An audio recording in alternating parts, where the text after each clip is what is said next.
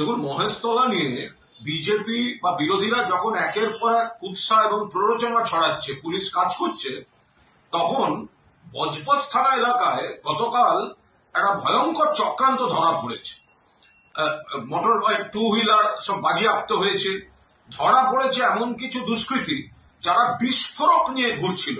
তাদের কাছ থেকে বিপুল পরিমাণ সোডিয়াম পাউডার, 10 কেজির বেশি অ্যালুমিনিয়াম পাউডার, ফসফরাস ডাস্ট, লাল সালফার, লোহার গুঁড়ো, বোমা তৈরি সব উপকরণ, এই সমস্ত ধরা পড়েছে। এবং যারা 3টে বাইক যেমন ধরা পড়েছে, যারা অ্যারেস্ট হয়েছে 5 জন, তার মধ্যে একজন নবীন চন্দ্র রায় তো বিজেপি RSS এর ঘোষিত কর্মী। একে তো অতীতেও দেখা গেছে ওদের ওখানে গিয়ে গন্ডগোল করছে, পুলিশকে তাড়া করছে।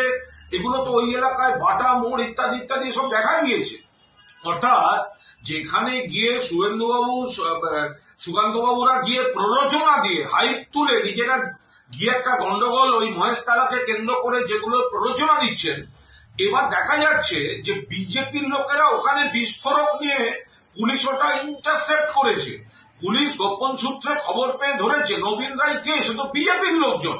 ফলে এই গন্ডগোলটা বিজেপি তৈরি করে একটা ইস্যু তৈরি করতে চাইছে, ওদের মুখোশ খুলে যাচ্ছে।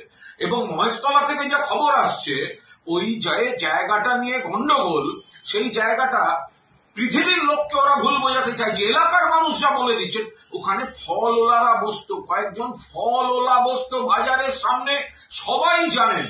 এই ঈদের ছুটিতে বোধহয় ফলওয়ালারা চলে গেছিল, ছুটিতে গেছিল, তার মধ্যে কনস্ট্রাকশন করে দিয়েছে।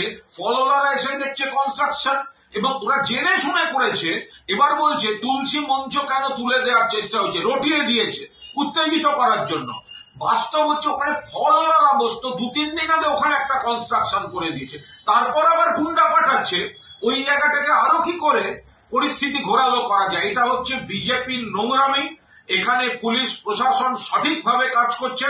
আসুন, বিজেপির কোন প্ররোচনা, ধর্মীয় ভেদাভেদে আমরা কোনো অবস্থায় তাদের এই চক্রান্ত সফল হতে দেব না। বিজেপির মুখোশ খুলে যাচ্ছে, খুলে যাবে।